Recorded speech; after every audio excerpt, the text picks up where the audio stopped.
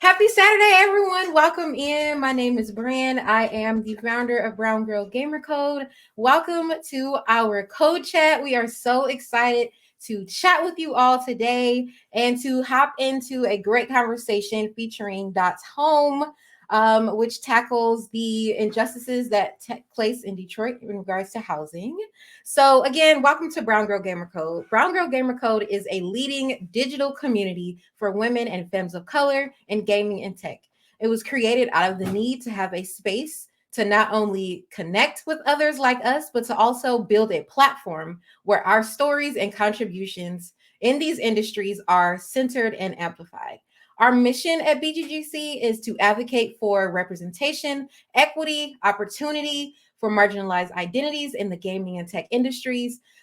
In the face of rampant toxicity and exclusion and being undervalued, we resist. So it is an honor today to welcome you to a very special edition code chat featuring some of the developers from Dot's Home. Dot's Home is a single player game where Dot, who's also known as Dorothea Hawkins, travels through time to key moments in her family's history to see how individual decisions, however seemingly inconsequential, um, impact have a collective impact on her and her family and her decision. Dot is a young Black woman living in her grandmother's beloved home, reliving these key moments with her family where history where race, place, and home collide in difficult choices. It's free to play on Steam, itch.io, and you can also play Dot's Home for free on mobile for Apple and Android. So before we hop into the interview today, we have a couple of helpful items for our viewers to enjoy your experience. We have some special commands in chat for your convenience. To learn more about Dot's Home, type exclamation point dot. For information about our guests, type exclamation point guest. Lastly, for closed captioning, please use the captions extension that's located on the right side of the screen on Twitch. The button is located on the right side. So if you click that, the captions should start popping up for you. This VOD will also be available after this stream on our YouTube channel as well, with captions added for that. So keep an eye out. And with that, let's meet today's guests. So today we have Paige Wood, who's an award-winning filmmaker, screenwriter, and multimedia producer based in Detroit. Paige has produced and or co-written a number of critically acclaimed projects, such as several narrative and documentary films, an animated pilot, and even a video game since the start of her freelance career in 2018. Currently, Paige serves as the supervising producer for the Rise Home Stories project.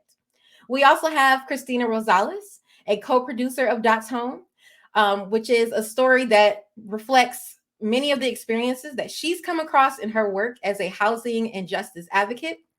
Not a lifelong gamer, Christina has come into gaming through co-creating Dot's Home, where she uncovered and now evangelizes the power of storytelling through video games and other interactive media for the purposes of reaching and building a committed and powerful base for the housing and justice movement.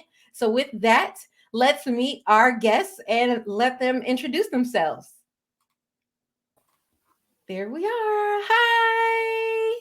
Hi, thanks for having us. Of course. Welcome in. Welcome in. Thank you for joining us today. How are you all doing? Good. Pretty Good. good. Good. Awesome. Awesome. So why don't you all, we're going to start off. I'll start with Paige, but I know I gave a bit of an introduction for you all, but I wanted to also let you all come on and talk a little bit more about yourselves and the work that you do. Cool. Well, I'll go first. Hey, everybody. If you're coming or joining the chat from Detroit, what up, though? Yes. Y'all already know. Yes. Name's Paige, pronouns she, her, hers. I do a lot of things, but producing, screenwriting, and filmmaking is where my bread and butter is. I make a joke that at this point in my career, a lot of the projects I've worked on have been about Black people falling into portals in some way or another. I don't know how that's a reoccurring theme in my work, but it is. But yeah, I am on Dot's Home and was part of this team as the supervising producer, as well as the supervising producer for the Rise Home Stories project as a whole. So not only was a very creative job, but also is largely about herding cats. But luckily, I'm a cat person. So that's me in a nutshell. Awesome. How about you, Christina? Yeah. Paige, I think that falling into portals is just like wishful thinking on your part, maybe. It's certainly wishful thinking on my part, Yeah. maybe. But yeah, my name's Christina Rosales, she, her pronouns.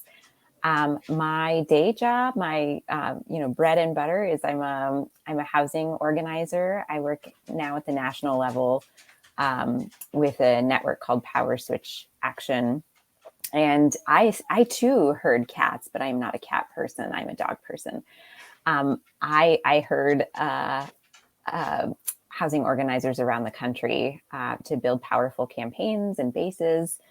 I'm based in Seattle, Washington. So hello from the West Coast, Yes. the gloomy Pacific Northwest.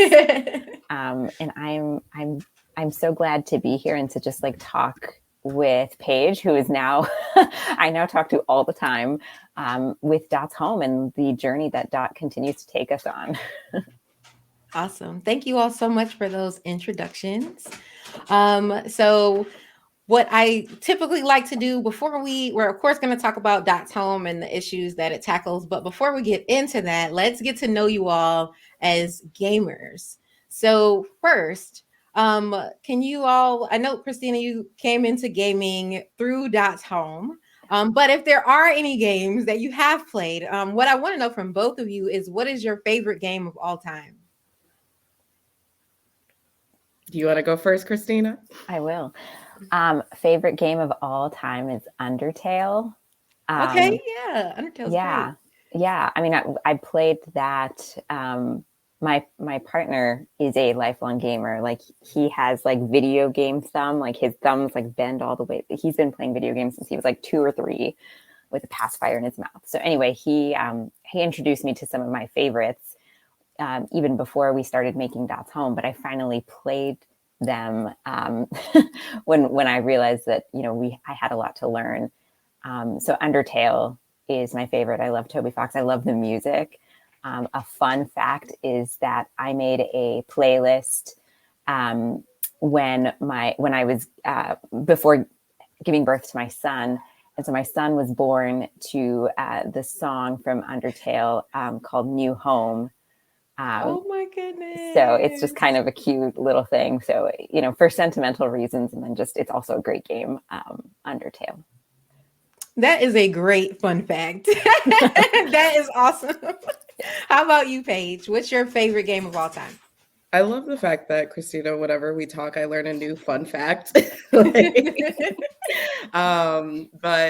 my favorite game of all time, Undertale is definitely up there. But I would have to say that Kingdom Hearts really holds a very special place in my heart. It's just, when I think about the memories of just like being a kid and being so excited to play a video game and that feeling of just like, wow, I'm immersing myself into this story, which I could not tell you actually what Kingdom Hearts is about. I commend anyone who could give it a linear description of what the story of Kingdom Hearts really is from start to finish. But that just really holds, a lot of, I have a lot of love for that and Sonic Adventure too, but I wouldn't say that's the best game I've ever played. We have a lot of Kingdom Hearts fans in our community who go back and like play the older games and like all that kind of stuff. So yes, Kingdom Hearts is definitely a fan favorite. So what would you say is the first game that inspired you? Ooh. That inspired you is a throw. I was like, I could give you the first game I've ever played. Yes, inspiration. What would you say is that game that just you felt like connected to it and things like that? I know for me, I was it started for me like as a younger age in my childhood that inspired me, and my community always know how I always get about Tomb Raider. Because of course being a young girl and being able to play like Lara Croft and taking on the tombs and the bad guys and just being all powerful and stuff, I think that's definitely that in Spyro. Spyro, because it was a cute purple dragon that was Yeah. flying around and mystical creatures and magic, and just really encouraged me to like explore. And um I had a like really serious imagination as a kid. Yeah. So between, I think, Tomb Raider and Spyro, I think those were like the first games that like really inspired me to like be a serious gamer.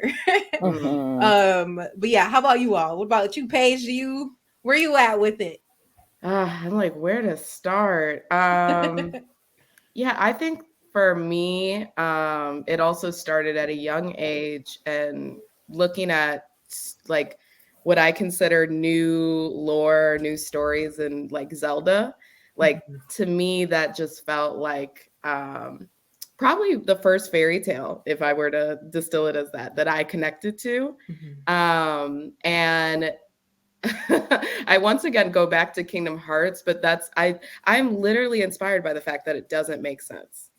I don't know how to articulate that enough. It doesn't make sense. And to me, that is so beautiful for the fact that it does not compromise the fact that it is a great game. So I would say those two. Definitely. How about you, Christina? Yeah. Inspiring. I would say like, so I haven't played the entirety of Earthbound, but I like know it in its entirety and have like seen my husband play it. And it's such a beautiful game. The story of it is just so, I think that's the first game that I realized like, wow, this is legit storytelling, Mm-hmm. and can put you in the space of like, you can tell really human stories through games. Like growing up, Yes. that's not what I thought it was. So Earthbound is one. The other one is Night in the Woods, Yes. which was like the first game. We're probably going to get to this question, but it's like the first game I played by myself, without like my brothers or my husband like being like, try this, do this. Mm-hmm. Um, but Night in the Woods, just again, though they're animals, putting really human themes up to like play through is just that really inspired me, and it inspired so much of the team on Downside. Yeah. Yeah, yeah. Night in the Woods is a great game. I love that you both talked about storytelling in some way, whether the story like doesn't make sense or not, whether it makes sense or not, like storytelling is still so important and really like a good way to like bring people in and like capture an audience and like build like empathy through video games and things like that. And I think that's one of my favorite things about video games is how much it can really like invoke emotion and like tell like real human stories through it, and really raise awareness about a lot of different things. Moving on a little bit, so both of you co-producers on the game and things like that, how when did you all realize that you wanted to like be in gaming or like work on a game? I know like for myself, I didn't have a traditional entry into the industry either, but I wanted to just talk a little bit about that. Like where was that aha moment, like, oh, this is where I'm going, this is what I'm about to do? Let's start with you, Paige. Well, my story starts with Christina. So Yeah, I can set it off and you could hit it with sure. Christina. But really, the Rise Home Stories project was the impetus for a lot of this, whether it was our start in the gaming industry or our start in video games and seeing ourselves as makers. I know for me, I've always played video games, but as someone who's always wanted to go into film, I don't know why, because there's a lot of shared similarities in the making of and how they tell story that I never thought I would be part of making games. I guess I just like was a sort of mental block. But then once I came on with Rise Home and Christina was the one who was advocating that this has to be a video game. That's when that door opened, and we're here where we are today. That's awesome. How about you, Christina? Yeah. I so I come at this from the perspective of like a housing organizer and kind of policy wonk. Like my background is in policy advocacy. And, you know, I over the last, 10 years, I've realized the power of storytelling through games. But one thing that is interesting is when we were making this game, people told us, like, start with the mechanics and then do the story. Mm-hmm. And that's how some of the best games are made. I didn't know that at the time, but I realized that I recognized the power of systems in games. Mm-hmm. And when I think about housing justice work, it is all systemic. It is all, there are multiple creators that have created this system of housing that we live in, and we don't recognize it sometimes as all these systems. We just kind of like go about it like, oh, you buy a house, oh, you rent, oh, you and so when we were engaged with the Rise Home Stories project, we were talking about systemically, like how do we get at the dominant narratives, those source narratives that give us the reality we perceive. How do we change them so that we can change, policies and power? Mm-hmm. And so to me, it was like, well, a game. If you think about a game and the systems that you have to create so that you could play it as a player, like, we should tell this story through a game. Yes. And in some ways it was really funny because like I didn't know what I was doing. I've never made a game. I have no tech background, but it felt important, and so I advocated for it very, very heavily. Multiple people will tell you like it was kind of it felt really impossible at the time, but it felt so important to do it. Yeah, absolutely. Absolutely. And like even pushing through that, the feeling of like, this feels impossible. I don't know how it's going to get done, but like being committed to the game and the story and the issues that it exposes to people. Like it takes a lot to really like push through that and still like get to like publishing it and getting it out there for people to play. So what I want to know next from the both of you, I know we talked about how you got into the industry, but who are some people in the industry that influence you in a positive way? We'll start with Christina this time. Yeah. Again, like I came at this not really knowing anything. So the people who sort of influenced my work and my sticking with it through the impossible, through the like, what do we do? Are the folks who were our advisors on the Rise Home Stories project on Dots Home. We had a host of advisors, some of whom really challenged us, like saying, I don't know that this is going to work, or like, I don't know that you have the right people, or I don't know, just making us think, really. We had our like cheerleaders, Susanna Ruiz, who's a professor and she's on the board of Games for Change. Various people on the Games for Change board helped us through that. Sean Alexander Allen was one of the folks. Great. One of the folks who was our advisors, who really challenged us and also connected us with various folks.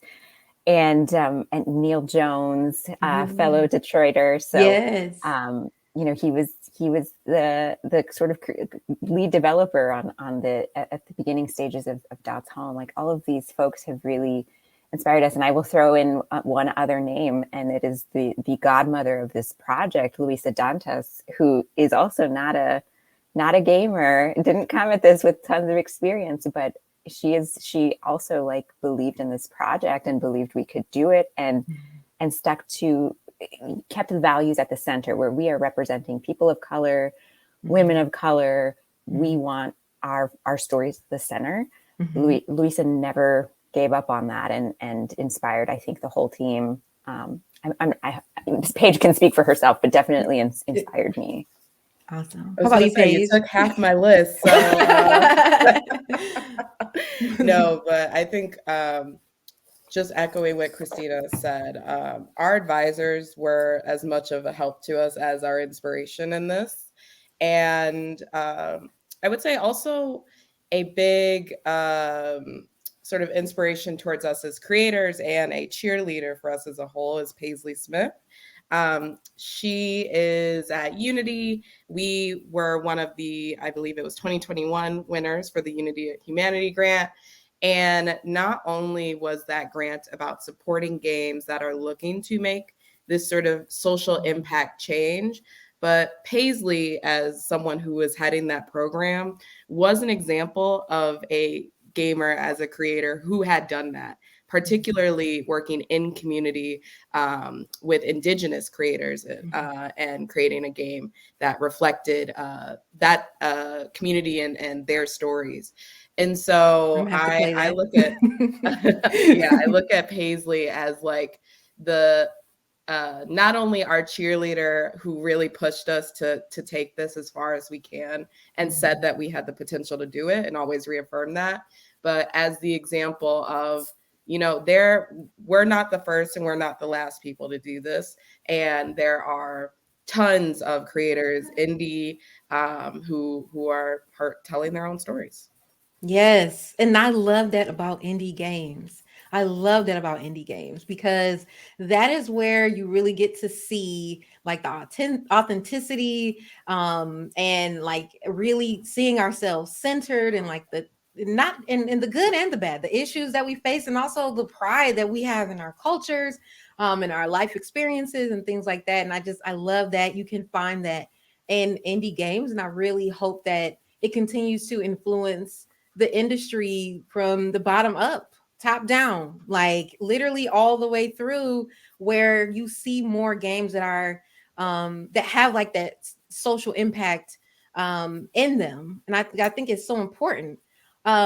So I really appreciate that. So moving on a little bit. So what motivates you all to keep pushing for that change? You know, you all talked about like the people who inspired you and things like that, and you know, even getting into the game and not having that technical background, which I also want to call out, especially for our audience. A lot of people, you know, they may, you know, ask me, or how do I get into this? I don't know, you know, I don't have this background. I didn't go get a degree in computer science. I didn't do this, I didn't do that. But I really hope that people see like you both sitting here too, like, and seeing like that's okay. Like there's still space for you. There's still a place for you. You can still do it. You can still make an impact. You can still make a game and do it your way and tell your story. And so I really hope that our audience like takes that nugget, you know, from you all, because it again is it has that kind of impact. Your stories have that impact. So, you know, what motivates you all to keep pushing for change?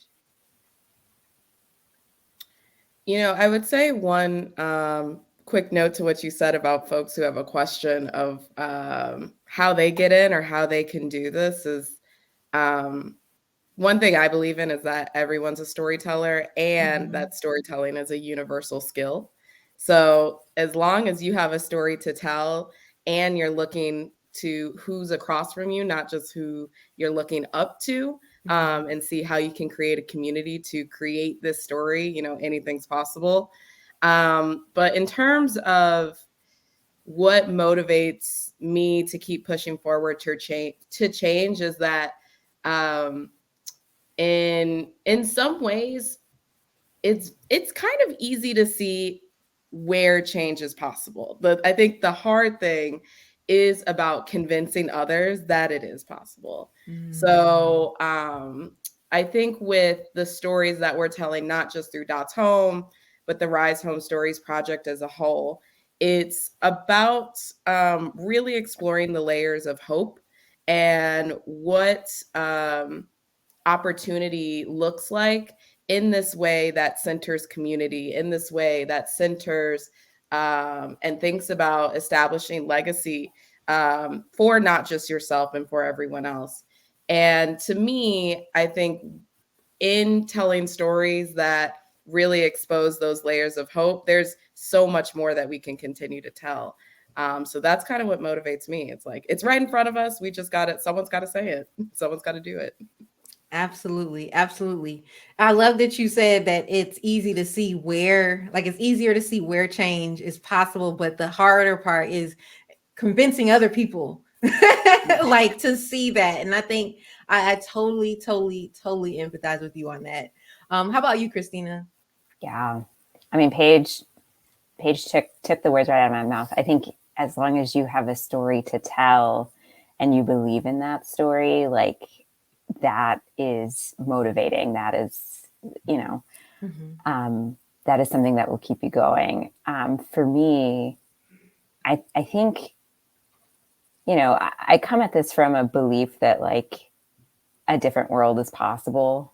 That there is, we live in this world of individualism, rugged individualism, and, scarcity and stuff like that. And if we want to see a different world, whether it's in housing or in the industry, right? Like, the industry tells us, like, there isn't enough to go around. There are only so many spaces. There's only so many resources. Like, all of that is insidious. And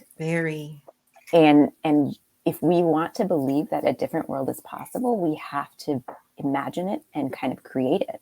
And I think it starts with art. I think it starts with expressing that vision and really believing that it's possible. And then when you express it and it's beautiful, like, it's irresistible. How could you not want to keep going when you think about it like that, Yeah, absolutely. Absolutely. So let's hop into talking about Dot's Home specifically. So I have now played through this game twice. I played through it last year and I played through it again on our channel last night. And still, even just coming back to it, it was like I was playing it all over again for the first time, and like going through the story and seeing the different endings and things like that. And so I first just want to talk about the impact that the game has on me. So I'm from Detroit, born and raised. What up, though? 313, baby, Motor City. Um, I grew up in Southwest Detroit. The neighborhood that I grew up in is right up against the Marathon plant. And there's been a long running issue in the community in terms of environmental justice and the air quality and air pollution, and things like that. And so my childhood home, I'm the fifth generation to receive it. When my grandmother passed away, she passed it on to me. And so it'll be 100 years old in 5 years. And it's a historic home. But the neighborhood is going through it. Especially with now them buying people out, offering people money for their homes, cash for keys, like in the game. And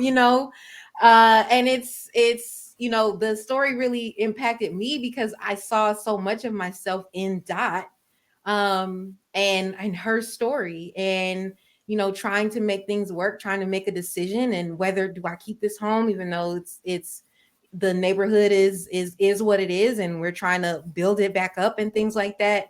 And like even Dot's nephew and having issues with asthma because of the issues in the house, and of course the air quality as well. And so I could relate so much. The first time I played the game, I cried on stream. Because I just connected with it so much. But I first just want to appreciate you all making this game, because it's not often that I see myself represented, not even just as a Black woman, but in Detroit. Like, and that is super, super, super impactful. So I want to shift and talk more about the story. So can you all talk about the concept of Dot's Home, and like what did inspire the story, and where did that come from? Yeah. Well, I want to pause and just appreciate your reaction, Brandy. Like, this game certainly was inspired by real life people, includes, stories from our families just across the team. But most of all, I think it's a love letter to to folks who we've worked with, who have been in your shoes, who are in your shoes, who will be in your shoes, right? It is a love letter that we wanted to like put out there, to validate your experience and folks like you, folks who are living in Detroit. We talked about other cities to base dots home in, and Detroit was the right choice, because Detroit itself represents so much of what went wrong throughout the history of housing. And it says so much politically, like it has so much of the themes of today's current, politics, political climate. But the most important thing to know about this story is that it's a story about family. It's a story about, it's a tender story about family. It is. And I will say, like, the relationship between Dot and her grandma is a lot like the relationship between my grandma and me. And I think other folks, other folks on the team, it's similar. And I mean, we wanted to talk about how a family ends up where they end up because of a whole system of choices that they make, that they are doing the best they can. Like we said at the top, like the choice set that we inherit, that's what we're stuck with, and where we go after that, that's totally dependent on the choices our parents made, our grandparents made, our great-grandparents made. And so how else can we tell that except through a relationship between family members, right? Yes. Yeah. Yes. I love that you said that it's a love letter to validate your experience, because that is exactly how it felt. Like it felt like that. It felt like a love letter, and it felt like a way to just kind of look at the bigger picture. And you mentioned like families that are in the system and they're doing the best they can. And I really want to pull that out, because we can be so hard on ourselves and think like it's our fault when these situations happen and we are displaced from our homes, and we think like, oh, I should have saved this, or I should have worked here, I should have done that. And like, no. Like, no, you didn't do it wrong. Like, you were a victim in a system that was not created for you to actually thrive in. And it was predatory, and it was created to profit off of you, to take advantage of you. And I just really wanted to point that out, because we do get so caught up in those little details, and like the system makes you blame yourself and makes you look at yourself instead of looking at them and looking at what they've done to get you into the situation where you have to lose your home. And so like I really appreciate you bringing that up. Paige, did you have anything you wanted to add? I think Christina pretty much captured it all. I mean, I will say, when we were coming up with the game, I think about some of the beginning questions we were just throwing around. I remember, like, how do we make a game about redlining? How do we make a game about gentrification? Like, there were so many different things that we wanted to explore in a single video game. And then the other question that was the big overarching one is, how do we make this fun? How do we make this a story? And so that's really where the conversation, we were able to piece together Dot's story, working with our advisors who challenged us to go deeper into just making this about the human part of this this story, this narrative, and not just the system. And that's how we ended up with this video game about a Black girl in Detroit who has this I'll say know-it-all quality to her. Yes. She thinks she knows, but really does she? And particularly as that girl myself, it's really about unpacking that. And I think that's also something a lot of players who play the game relate to, is like, what really did my family history go through before I got here. Yes. And maybe before I realized what the stakes were. Yes, yes, absolutely. The know-it-all. Yes, she definitely had that kind of like a little bit of entitlement. Like, I know what's going on. I know what to do. This is nothing, Yeah. you know. But but right, does she really know? Right. But you know what? I appreciated her rawness. She came with that Detroit rawness, okay, and telling Mr. Murphy, listen, you're one of those annoying predatory real estate people that blah blah blah. And I'm like, exactly. You better tell him, Dot. Yeah. You better tell him. So yes. I'm going back to a point Christina made too about the relationship part of in the family, and like and talking about how Dot's relationship with her grandmother was similar to like you all's relationship with your grandmother. And I wanted to point that out, similar to mine. Like my relationship with my grandmother, we were super tight. Like, I was always at her house. Like always, always, always. I even got where is it? Oh, right here. Wait, hold on. Right there. There you go.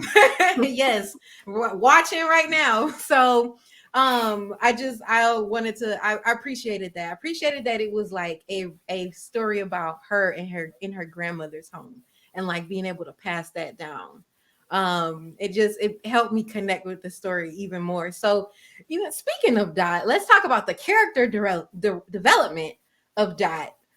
Because she's very spunky, she's very smart. She kind of is like, okay, you know what, y'all are getting on my nerves, I'm going to take a nap. So I found her incredibly relatable too, though. Yeah. And having to balance her family's legacy, and making a decision. Is she going to sell her grandmother's home? Is she going to keep it? Are they going to, how are they going to manage the struggles that they're dealing with if they do decide to keep it and things like that? So can you all talk about like just what that character development was like for Dot and coming up with her? Yeah, I mean, I think Know It All really sums it up, and in the sense that for Dot and how she starts out in the prologue, she thinks she understands fully the world and the stakes around her, and that the answer to say the question of stay or sell is simple, but as she goes back in time and gets sucked into this crazy situation where I know I personally would like to think I would know if what I do if I was in a time travel movie, but there's so many different rules. You can never be too sure. But, she's slowly beginning to realize that everything that she is influencing has consequence. And those aren't as straightforward as the world ends or the world keep going. And it's all related to her personhood, but also what choices her family makes to get to where they are today. So I think with her character development, it's not just this, it's not just her building empathy for the containers that her family was really in when it came to finding a place to live, but also just making the best decisions for their family. But also trying to think more about who and what choices she's influencing. Is she really benefiting? Is it herself and her future, or is she thinking more about the longevity of the community and where she lives as a whole? That is a great point. Yes, that is a great point. Yes. And now even thinking about like the decisions that like when I was making the decisions for her, like what was I thinking about? Was it for me or was it for like the long term? I think it depended on what the decision was. Like was because she really did have the opportunity to change the course of the future and like impact what was going to happen should she sell or keep the house. So I'm gonna have to think about that. Now I'm gonna have to go back through and think like, who am I Yeah. making this decision for? Yeah, I mean, I think it really, she's really understanding that no choice is the obvious choice. And I think that's that sense of self-righteousness that we're really looking to unravel in the narrative is like, No, there's no easy choice in this matter, and there's no right or wrong one too. So that's kind of what Dot realizes through the course of the game. Yeah, absolutely. Christina, did you have anything you wanted to add? I just wanted to add, I mean, what Paige just said is full of depth and thoughtfulness, but I just wanted to talk about something fun, and that was just like making the characters look the way they look. I want to shout out Sanford Green, who and the folks that he works with in his studio, who helped us bring all of these characters to life. But I just have this like distinct memory of working with Paige, especially on how these characters look. I remember we like created mood boards and like talked about the clothes and like the way they looked and like what celebrities inspired their look. Like I remember having so much fun, like making those decisions and then going back and forth with Stanford about like, we want Dot to look like smart, young, but strong. And same with like, her mom, Evelyn, like we want her to be like a strong woman and convey her like that. We wanted Amos to look kind of funny, like kind of like our funny uncle. Like, yes, that was spot on. Yeah. He looks like the silly uncle. Yes. Yeah. So I just wanted to take the opportunity to shout out like the character design part of it was just a lot of fun. Yeah. If we had a bit more leeway, I might have tried to work in a Detroit faux fur coat, but I could have worked at it. Yes, you're not gonna pull out that Alwa Sam. But two things that I do want to call out in terms of like the character development and the like low key cameos in the game. One, first of all, I love that this is a very small detail. I just love Dot's puff on her head and how it moves when she walks. I love that. I was like, I love her little puff. But the second thing was when she time traveled, I think it was the second time when she went to the projects where her mom and dad were, and the call out to Candyman. I am a huge horror fan. I love horror movies, love horror. And I knew exactly what you were talking about when they said a horror movie, a serial killer in the projects. I was like, that's Candyman. I was that just tickled me so much. But are there what did you all like? I know you talked about like some of the characters being like influenced by like other like celebs and things like that. So who were they? I want to know. What's the tea on who they were influenced by? Dot was influenced by, I'm forgetting her last name, Danielle Brooks. Yes. Okay. Oh yeah. So I got it. From Orange is the New Black. Yes. Oh, I love her. Yes. Yeah. So she if we had the character mood boards, she was all over that. And I know young Carl, we used photo comps of, if you've never seen him, James Earl Jones. Oh yes. Young James Earl Jones. Yes. Oh my gosh. I love James Earl Jones. Yes, I know exactly what you're talking about. Yeah. Yes, that's awesome. And Evelyn is like your every like 90s like thick girl wrapped up in one. Like yes. Like the sweatshirt. Yeah. Yes. The tennis shoes. Yeah. Yes. When it said that the date, I think it was the year was 1992. Even the music that you could hear in the hallway, I was like, oh yeah, this is the 90s. Yeah, and shout out to our composer Natalie White, who's also a Black composer based in Atlanta. Oh, really? I love that. So there's a point in the story where Dot, when she does travel back. So speaking of when she travels back to the public house, living in public housing with her parents, and I think her older sister Georgia was just born. She's a baby. But there's a newspaper in the hallway that is an article that's titled "Urban Renewal" or "Urban Removal." where they're talking about the redevelopment of the public housing and how it would displace thousands of Black residents and things like that. So can you talk about that issue, like that issue specifically in terms of like displacing folks and then making these promises, oh, you'll be able to live here, but that's not actually what's going to happen. And how that shows up in like present day. Yeah. So that is a nod to the federal government. I'm going to get real wonky for 1 minute here. Okay. That is a nod to the Hope 6 project. The federal government, the Department of Housing and Urban Development, decided that rather than having these like towers of public housing, that they would be sort of like scattered site. The social science belief was that poverty should not be concentrated, and public housing had turned into a program for the poorest of the poor when it had originally been a way to house kind of like the booming, the baby boomer generation after World War II. So it's sort of a nod to that, but to talk about what that means today, like this country does not guarantee housing as a right.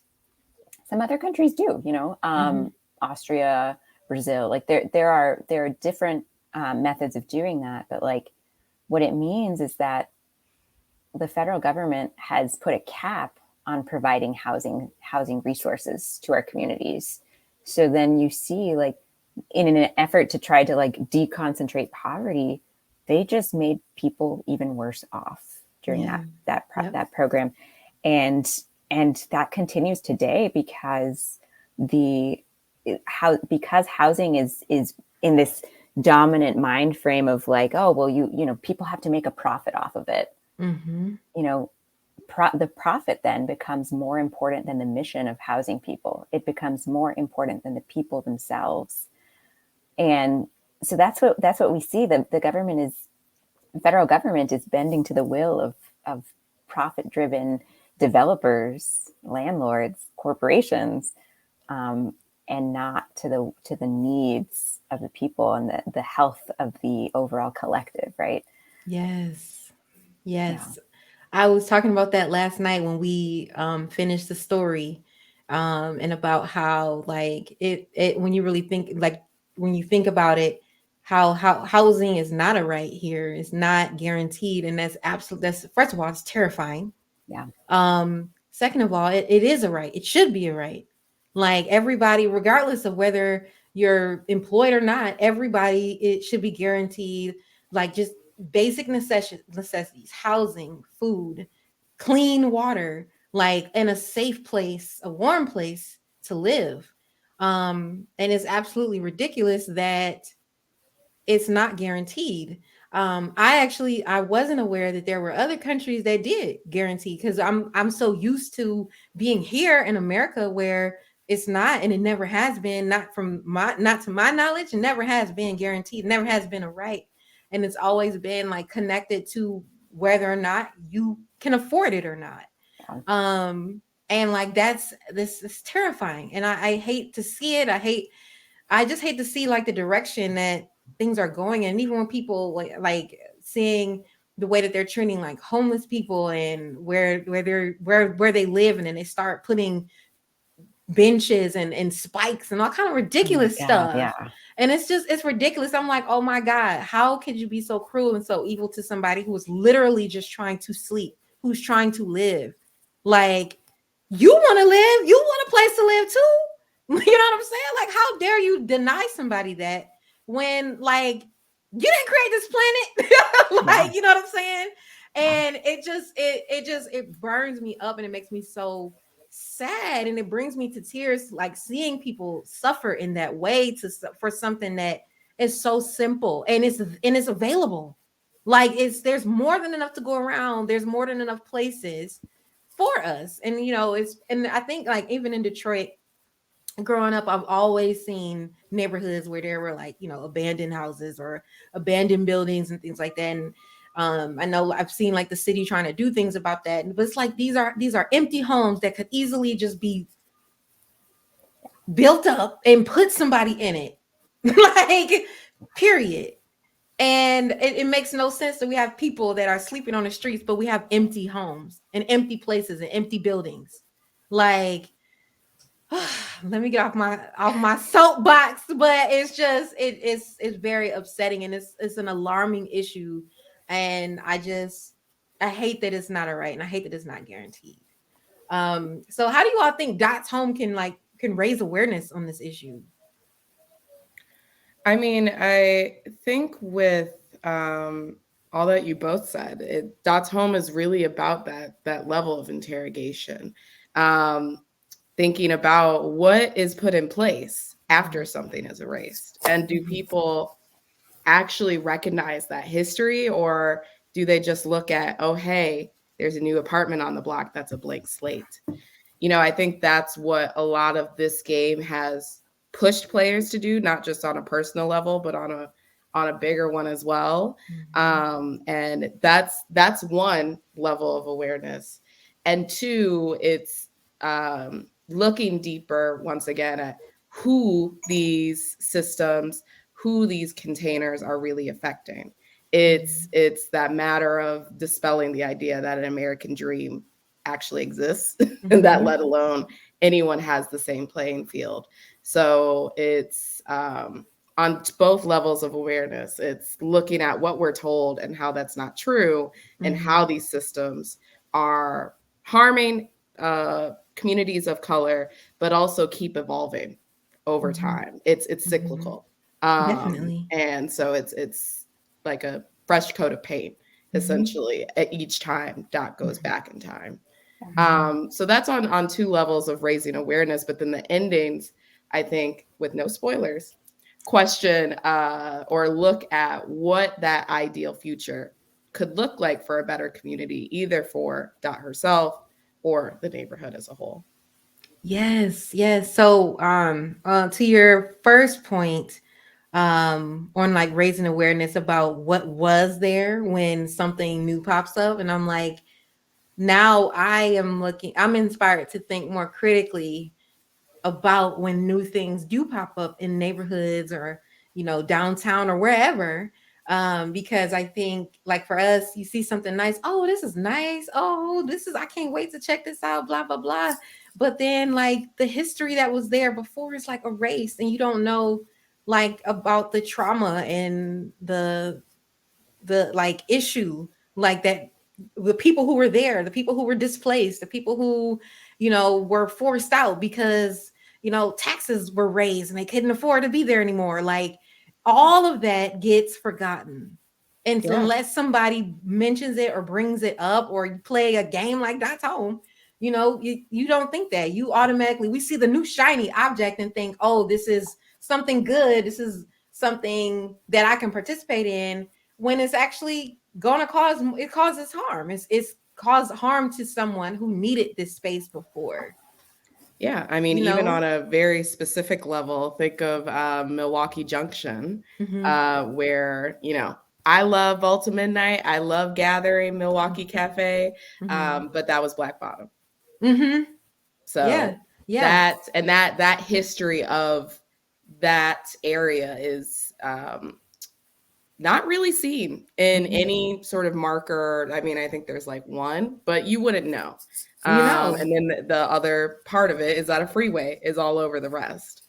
So Yes. that's an example of, like, once again, that erasure, and then what goes Mm-hmm. on top of it, and how um, it kind of becomes a blank slate to those who Mm-hmm. don't know the history or don't recognize it.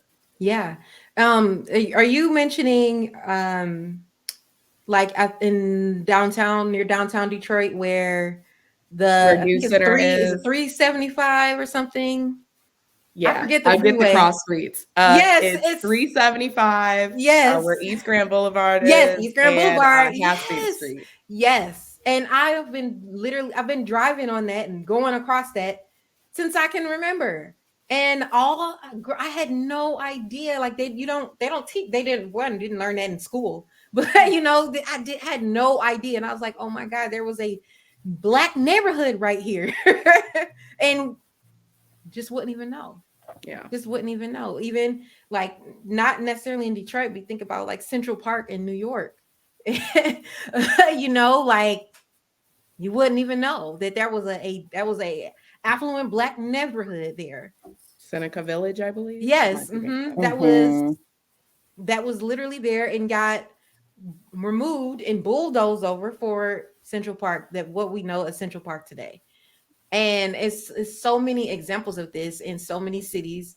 And oh my God, it's just so woo. It's definitely invoking a lot of emotion in me for sure. But so we talked about how Dots Home can help raise awareness on the issue. Where can people find resources to help or learn more about these issues? So if you go to our Rise Home Stories website or the Rise Home Stories website, there's a resource page, so that you can kind of see a lot of the housing justice organizations that worked on this game and on the Rise Home Stories project as a whole.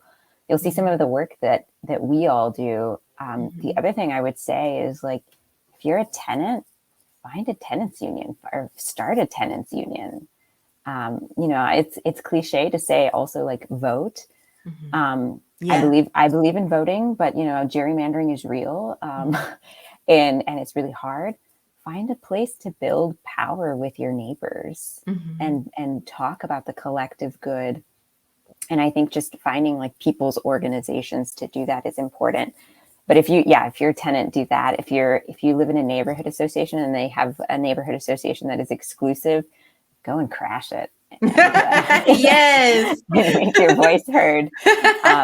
Because I think that one of the most important things that's happening in our world is it's incredibly stratified. Like, there's haves, and there are very few of them, and then there are the have-nots, and we're so far from each other, like spiritually and sometimes even physically, right? We're so far from each other.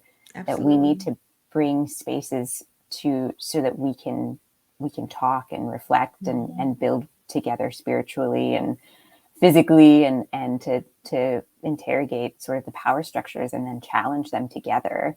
This space that you've created, Brandy, is an example of that. I think is people coming together and talking about challenges and then finding collective joy and learning together. So that would be my biggest piece of advice. Yes. You mentioned the Rise Home Stories website. That link is in chat right there. Along with the website for Dots Home, also the fundraiser, which we will talk about a little bit later, but the fundraising page is also linked there. Hi, Mom. My mom's in chat. So we talked about how you all, new to the industry or didn't have like a traditional tech and gaming background, and things like that. So can you talk about the challenges you face and how hard it was to create games for people who aren't in the industry? Sorry, not the evil laugh to start out the question. Right. I think we had actually a lot of strengths coming into the making of the video game.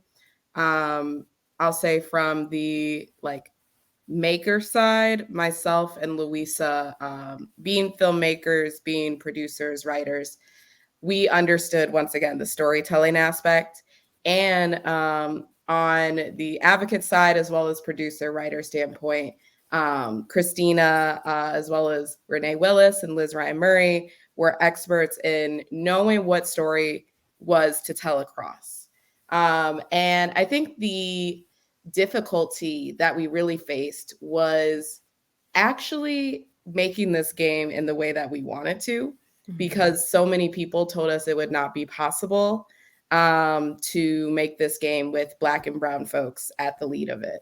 So we knew there were gaps to fill in terms of our knowledge, but in so many of the conversations we had, there seemed to be this reluctant acceptance that we would have to reach out to non-POC or just white studios to be a sort of end-all be-all to help make this happen. And I would say us resisting that and really going out to find the people we knew were out there to help make this game It wasn't a challenge, but it took time. And I think that was something that ultimately worked to our benefit, because that time spent really putting together the right team is why we were able to bring this to life in a way that felt really true to us from that point on. But, also the video games are just like films. They live by Murphy's Law sometimes. So that's what, some hurdles we had to challenge or some hurdles we had to overcome. But overall, the real standpoint was us just being like, we're going to make this game how we want to. And once we overcame that, it kind of was off to the races. Yeah. Christina, did you have anything you wanted to add? No, I was going to say the exact same thing. Paige and I are on the same wavelength today. Awesome. So you mentioned creating a game with a POC team. So, and that's something that's incredibly unique to Dot's Home, is that not only was it, made by people of color, but it also features characters that are almost entirely people of color. So you really don't see that too often, especially like in the gaming industry, and if not for like indie developers. So once again, shout out to indie devs. Go support your indie devs and your indie studios. But like, what was that like being a POC team making a game with basically all people of color? What was that like? It's magical. Yeah. I mean, it's great. I mean, it's everybody brings their different perspective, but you're coming from a similar assumption, right? You're coming from, you can make similar assumptions and make it work. I have one distinct memory of like, we talked about like, should we have a white character and like feature that sort of like kind of like white mindset, and various people on the team were like, no, that's enough. No, that's enough of that. Yep. and that's how we rolled. I'm glad we did that. Yes, I'm glad too, because it just wouldn't have felt as authentic to the game. Yeah. And it's like, their perspectives are already centered. So they don't, if you want to see that perspective, Google it. Yeah. And not to mention that in the specific of this one Black family in Detroit, like in the specific, you find the universal. You find the like, oh, that's me and my grandma. Oh, that's my grandma's house. Yes. That kind of stuff. You find in staying authentic, people can find something that moves them, right? Absolutely. So like, going off of that, can you all talk about like the importance of sticking to your values while people are telling you this is not going to work, you need to do it this way, and we're going to suggest this, that, and the third. But like, can you just talk about the importance of that, of sticking to your values, and especially those of not only just your values, but the team values in navigating those challenges? Yeah, I mean, I'll say I'm a Taurus, so it's hard to convince me to do anything after I've made up my mind. But I feel like we just knew that if we were to compromise, that would dilute some form of the story, some form of the making of the game, in this way where Dot's Home would not be the game that we put out. And we established our values. I think that was probably the first thing we did before we even had a title, before we had Dot, was that we knew the type of game we wanted to tell. And so establishing those first and foremost made it easier. I wouldn't say easy, but easier to know when we had to say no.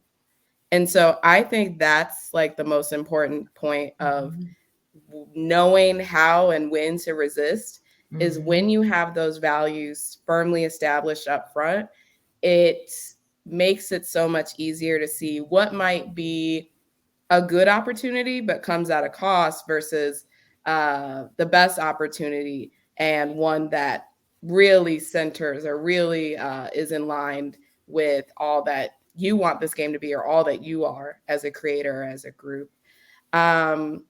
And yeah, I would say that's really the important point of resistance, is that we just knew this game would not be authentic if it wasn't made with Black and brown folk at the helm of production. And I think to what Christina said about what it was like working with that team.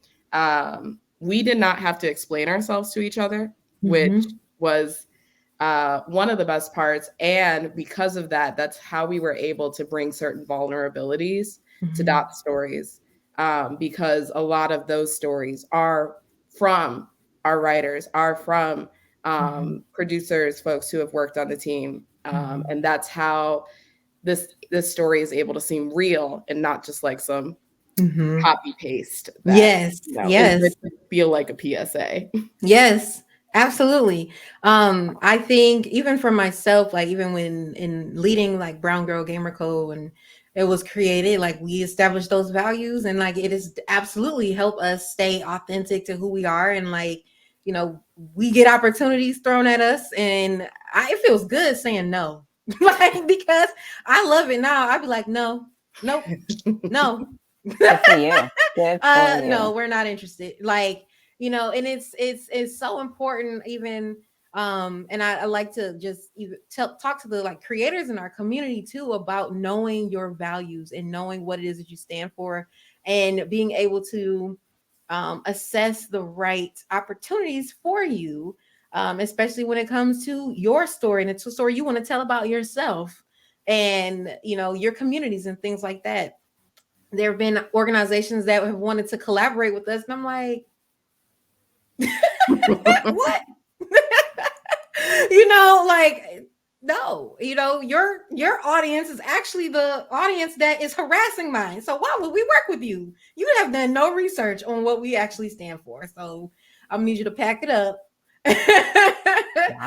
Because this is not it, so but it's so important to know your values and know what you stand for so you can be authentic in that. And I really applaud you all for doing that, especially when people are trying to change things. And in the face of challenge, it can be really hard to stick to your values because you want to get to your end goal.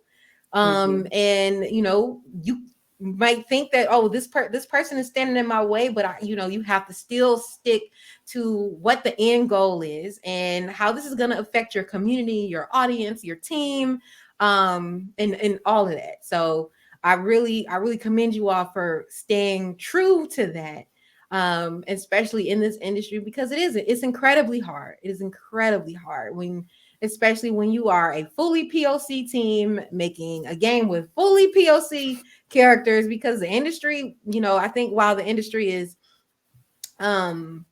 moving into being more inclusive, they're not there yet, and there's still a lot of work to go. But they don't understand that we need to be at the helm so that we can tell the stories the way that they need to be told, and so that we can prioritize the gamers and the creators and the communities that have these experiences, instead of, like Paige said, doing a whole copy and paste thing, or having a POC characters but centering a white voice somewhere. Like, no, no. Like, unfortunately, no. Exactly, Queen. Hang it up, flat screen. So I definitely commend you all in that. So in understanding the challenges that you all face as a majority POC team, can you talk about the importance of sharing resources and not gatekeeping things? Because then you have folks who, I always say, not all skin folk is kinfolk. So it unfortunately, and I think it's really hard too. And I think it's complex, because unfortunately, sometimes our folks get opportunities, or they get up there and they want to pull the ladder up because they think, well, only I can be here, only I can have access to this, and nobody else who looks like me is going to be here. They chose me, and that's that. Or hoarding resources and gatekeeping things, and that really just does a disservice to us as a whole, because there's you don't have to be the only one. You don't have to you don't have to be the only person that's in the limelight. Like, get somewhere, pull somebody up with you, so that there's multiple stories, multiple perspectives can be told, and so that the resources can go around, because there's enough out there for all of us. It really is. And I think, unfortunately, people in power have helped us believe that it's not and think that, oh, it's like the crabs in a barrel mentality and things like that. So Can you talk about the importance of not doing that, not gatekeeping, and making sure that you are sharing resources and opportunities with others so that the legacy can continue? Yeah. Yeah. The important thing to remember is that when you start thinking to yourself in this like scarcity mindset, you're just falling into the dominant frames of white supremacists. Yes. That's they've created a world in which we're living in, we're operating in, and like I said earlier, it's the air we breathe.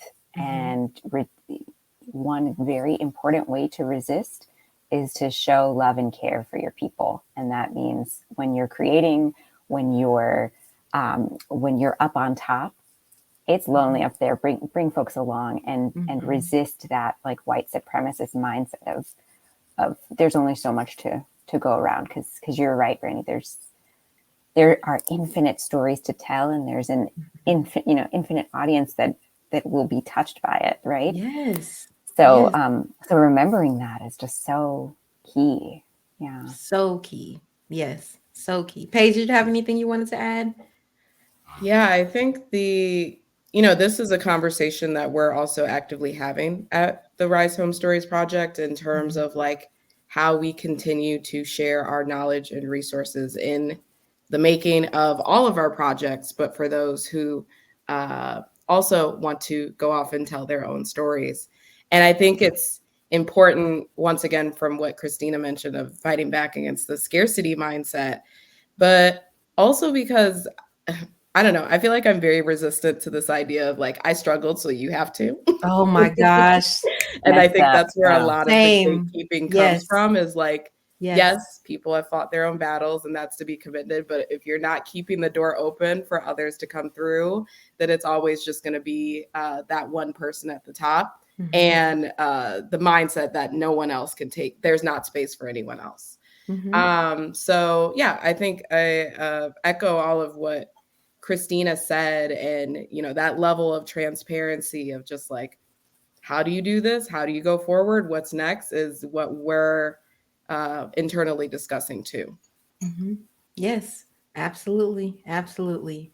Um, I love that, Christina. I love that you mentioned that it's that scarcity mindset being like a tool of white supremacy. Like, yes, I love that you tied it back into that because that's exactly what it is, and I often talk about how like even I think as gamers, like we love video games. We love video games. They're fun.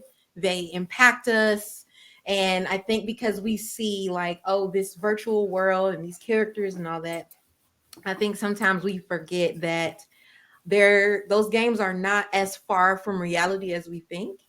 And that white supremacy is also ingrained in video games, in the industry, in the games that we play, in the way that the people that make them. Like white supremacy is still present. Like just because it's a video game and it's virtual, that doesn't mean that white supremacy is still not being like insidious in that. And so like I like to remind folks of that, like, you still think critically about the games that you're playing and how you're digesting them, because there are a lot of like messages in them, and even like in the industry itself, and when it comes to like opportunities and access to things, literally why our community was created, because of that lack of access and opportunity for people like us and representation for people like us. So I love that you made that full circle, and things like that. So first of all, I gotta give another shout out to my city. Love Detroit. Detroit is home. But there's such a wealth of talent here, and I think people don't realize how it extends into gaming and tech. So it's absolutely there. But can you all talk about the authenticity and experiences and things like that, when it comes and expertise in the Detroit area, especially given the folks that are on the dev team? I believe somebody Mom, you asked who was from Detroit. Paige is from Detroit. Yes. So I just wanted you all to just talk a little bit about that, and like that expertise that's in right here in our city. Yeah, for sure. I mean, speaking plainly as someone who lives and works here, especially from a film context, but true, I'm sure, for video game, because we're not an industry city, as in we're not LA or New York, or I guess Austin, as you would consider for gaming, we're considered like talent is not considered to exist here. And it's just awfully ironic that we were able to find like our biggest roles all in Detroit, in terms of particularly working with James Williams and Neil Jones, Neil being the co-lead developer on this. And I think from the co-working standpoint, what was great is that Neil was another voice of being like, well, that wouldn't make sense. The people in Detroit don't do that, or just trying to figure out the world, but not just from a ground up standpoint, but literally from the lives that we live. And so it's a matter of just going back to working with all Black and brown team is injecting those real life stories into not just the narrative of the game, but the world, the setting, the scenes, and what you see. It's all Detroit, no matter what angle you're looking at it. And even though we tried to go for this any city quality so that anybody who's playing the game from wherever can see themselves in, I think folks from Detroit can definitely pick up that this is here. Yes, it's home. This is home. Yeah. 1,000%. Christina, did you have anything you wanted to add? No, I bow to my teammate who's a Detroiter. So what is when you think of Dot's home, what is the impact that you hope Dot's home has on its players overall? What is the message that you want them to take from this game? We intended this game to reach a target audience, and that's Black and brown people, young people. Brandy, you were the target audience. And the first thing is sort of like validate where folks are coming from, and maybe they've inherited this system, this choice set, this system, and they're struggling through it, or they've realized that they're struggling through it and don't know why. Like, we hope that this game gets to comfort them, help them realize something that maybe they didn't before, and make sense of how things are, so that they can start to question how things are, and then move toward action. And that, that action could be just believing in the community, not hoarding resources, working toward the collective, raising your kids to think about the collective, which is where I'm at right now. It's like, my kid's going to do well no matter what. I'm his mom. How do we work on our community? So I hope that players see that, and feel that. And yeah, I just hope that people learn something or feel something that they didn't before. And well, mission accomplished. Because I definitely felt a lot of comfort in the game, and I am definitely inspired to think more critically about my environment, my surroundings, and when things go up, well, what went down for this thing to go up? So how about you, Paige?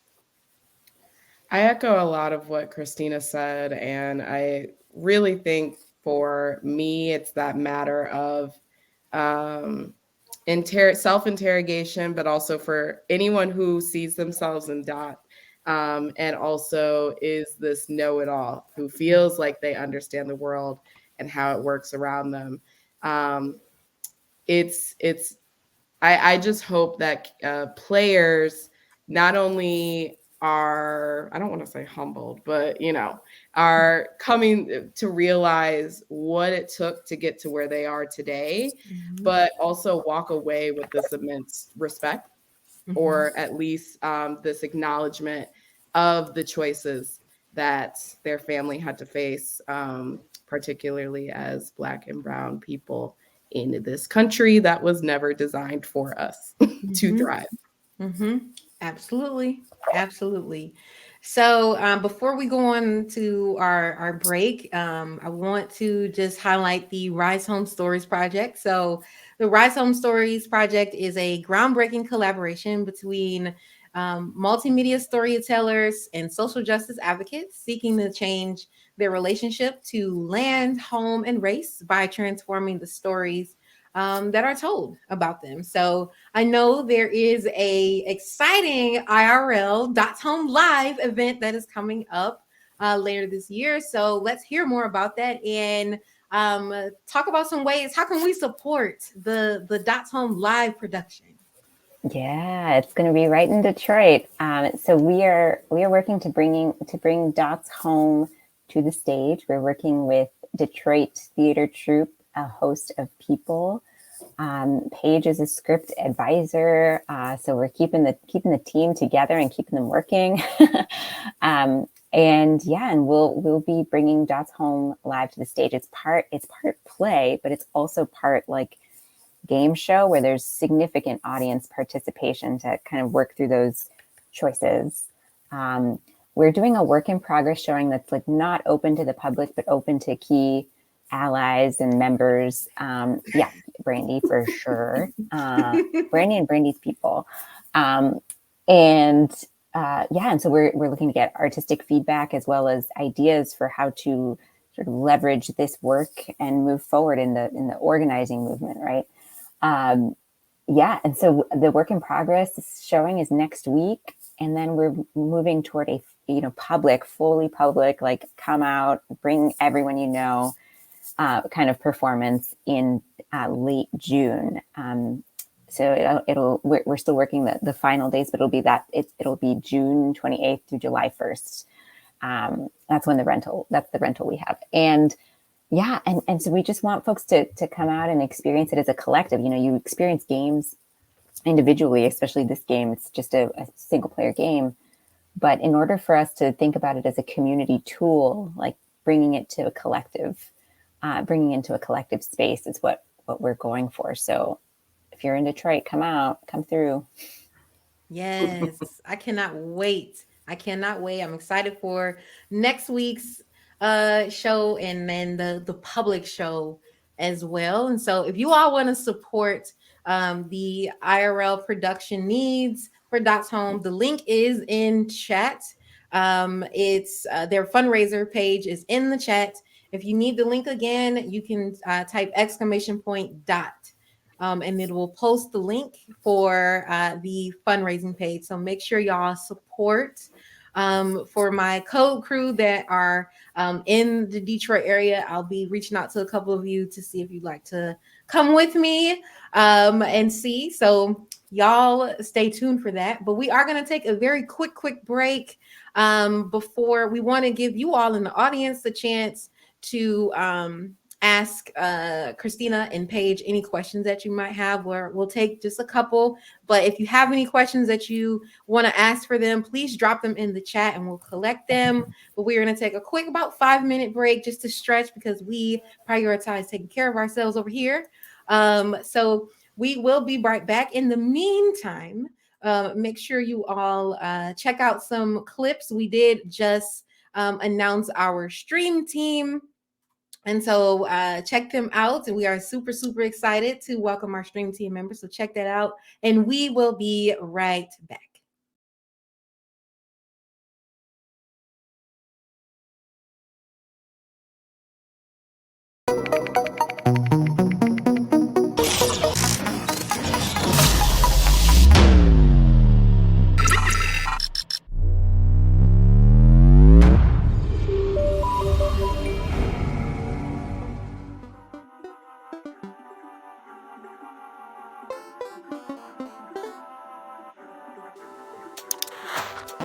Are you mean?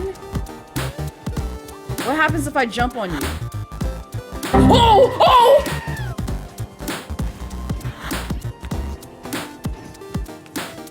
Well, I found out the hard way that gator is not friend. No. I don't know if it matters. Hello there.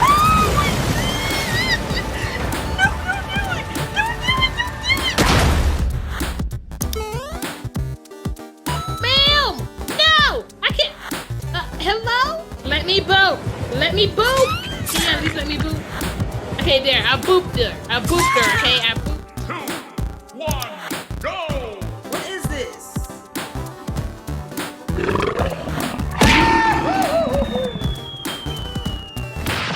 I'm gone. I'm gone. I'm gone. I'm gone. I'm gone.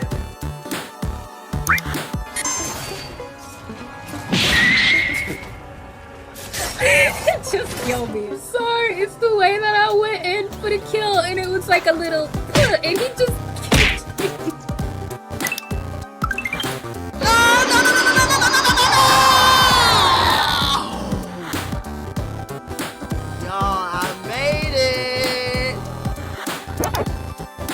Actually got a Molotov. Actually, why did you do that? This is really creepy to watch. When I think all is well. You my little dramatic. Can I live? Can I please live?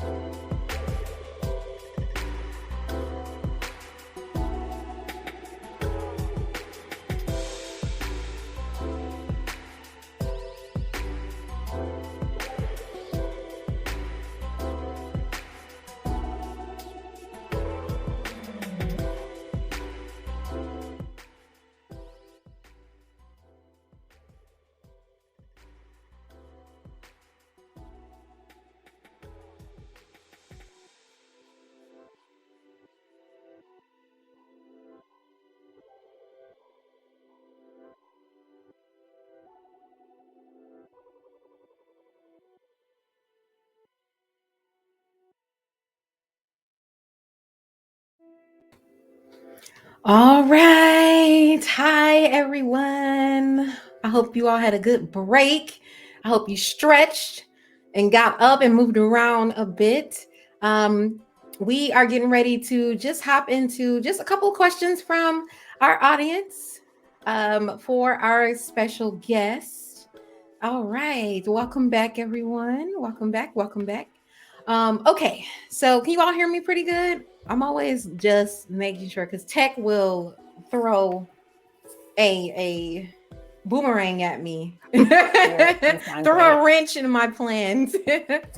All right. So, first question for you all is: you all have clearly tackled or talking about like housing injustice in Detroit with Dot's Home. Are there any plans or thoughts on making another game? Or what does the future look like? No, I'm kidding. I mean, the game, the play is our extension of the game, in the sense of taking it from the singular video game experience to one that's more collective.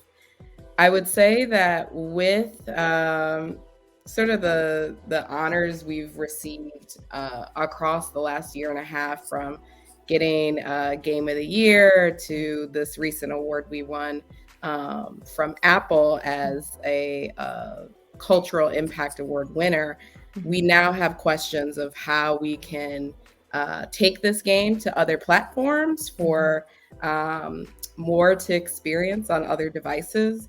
And with that, I think comes the question of, is there a more expanded version of Dot's Home as we consider porting? But in terms of if there's another video game, I mean, if someone wants to give us the money to do it, down. I don't know how you feel, Christina, but yeah, I mean, that's the thing is, at this point, this is made under the umbrella of the Rise Home Stories project. There isn't a plan. There aren't resources lined up for it. But I think for most of the people on the team, we love Dot. We love Dot and her family, and would love to keep moving, keep the journey going. So we're not saying no, but it's a no at this moment. Nothing's coming up other than the play. Okay. And then for the next question, so aside from Dot's Home, and I know that there's been other games and things that have been created under the Rise Home Stories. If you all could pick any other story or issue that you'd want to cover and have a video game be about that, what would it be? Ooh.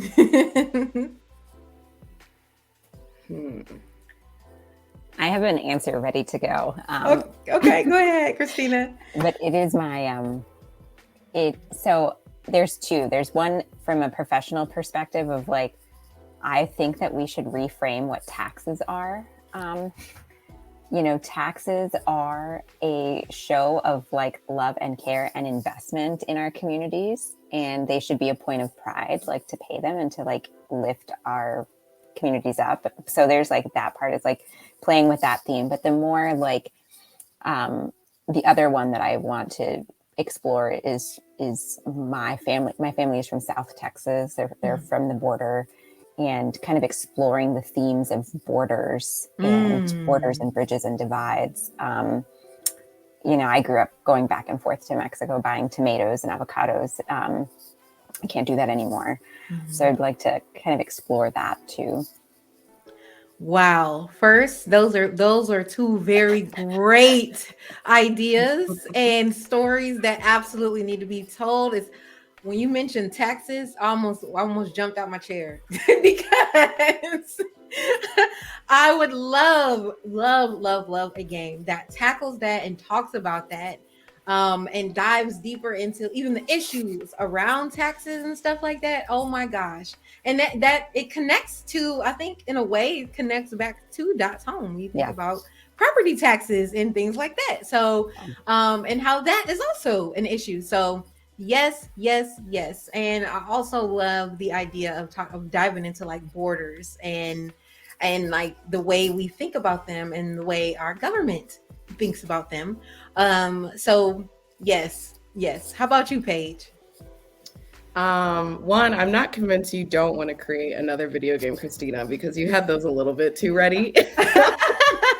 But I would say on a personal level, I don't know if it's necessarily like the crux of the game, but I would want to see more games, or I would love to make more games that have more diversity in body types, particularly looking at fat Black characters or just fat femme characters in leads who are kicking ass, and just, taking names. Yeah. I think that's sorely needed. And on another level, I'm very interested in stories that are looking at unpacking capitalism and the ways it obviously and not so obviously harms us. And one of the things I always talk about with my friends, particularly as someone who works in a creative industry, is this feeling to commodify everything that I do, including my art.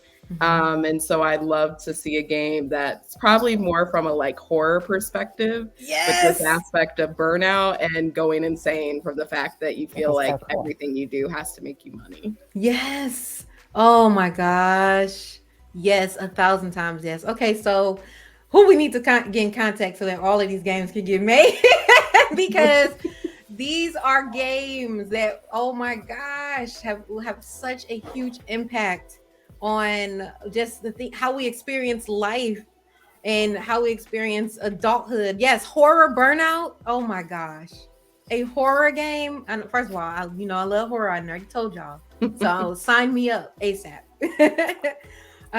So the last question we have is, what are you currently playing? What games are you currently playing? I have a funny answer to this. No, it's not deep, but I'm one of those people where if you tell me to play a game, I will resist it for as long as possible, because I just love being obstinate. And so my friends are big into Splatoon, and they have been begging me to play it for years now. And I secretly downloaded it, and I'm very good at it now. Okay. Uh-oh. But I plan on just like dropping in one day and being like, you want to play a game? Like very Jigsaw. Oh, yeah, right. Okay, Splatoon is a great game. Okay, and then you secretly download it and now you're good at it. Uh-oh. Hold on now. Have to watch out for Paige and Splatoon. How about you, Christina? I don't, I have a 2-year-old son, 2.5, he'll be 3 soon, who, I was pregnant with him when we started making the game in earnest. So it's just really funny. Anyway, he's 2.5 and he really likes Disney Pixar's Cars. We have the Cars game, video game, and he really likes that. The voicing on it is really good. They have all the original actors, including the late Paul Newman, which my son is obsessed with. So we've been playing that as a family. We've been playing Super Mario Galaxy as well. Yes. Bunch of old hits that are kid friendly, and that's been really fun to kind of open up that world. Just recently, we just started doing it with him. Nice. Also, happy belated Mario Day Right. for everybody who celebrated. Yeah. Well, with that's the end of our questions from our audience. So that's a wrap for our dev chat. Thank you all so much for joining us on the show today. This has been absolutely amazing. As a reminder to our audience, you all can play Dots Home right now for free on Steam, itch.io, and on mobile. So you can play on your phone right now, right with you, on Apple and Android. So definitely check out the game, especially if you're wanting to know more just about how housing and housing injustices affect folks, issues in Detroit and things like that. And it's a fun game as well. I know it sounds really deep, but it's fun and it's light and it's easily digestible for people, even for kids as well. I highly encourage you all to definitely play it. You can also check out the VOD on our Twitch channel from last night as well. So definitely check out Dots Home and support it, because we need more games like this. We need more games like this. And it's so important to uplift these types of stories and the people that are making them. So make sure you all check out the Rise Home Stories project because they have other works on there as well. And just really excited to see what more comes from it. So make sure you all definitely check them out. And then, of course, if you like what you saw today on the stream, definitely give us a follow and support Brown Girl Gamer Code because we want to continue to host conversations like this and to uplift games that really talk about social issues and have a social impact as well. But we have had so much fun chatting today with Christina and Paige. Thank y'all so much for joining us. I really appreciate it. All right, I'm gonna send our guests backstage real quick. Thank you. And close out our show. All right. So, Code Crew, don't y'all go anywhere because we will definitely be rating someone from our community as well. Again, thank you all so much for tuning in today. Be sure to follow us on Twitch and check us out on our socials. They're linked in chat. If I don't know if Stream Elements has gone on a break because it has been. It looks like Stream Elements has gone on break. That's okay. All of our information is linked below in our panel, so you can still check us out that way. And make sure you check out our stream team who we just launched last week, or this week actually, just launched our new stream team. So make sure you all check them out as well and support the channel. We really appreciate you all coming through and checking out this interview, checking out our code chat. Stay tuned for more. We will be having a code chat at least once a month, every month this year. And we're already starting off strong. So make sure you check those out. Stick around as we raid someone from the community, and we will see you all next time. Have a great weekend. Stay safe. And we'll see you all next time. Bye.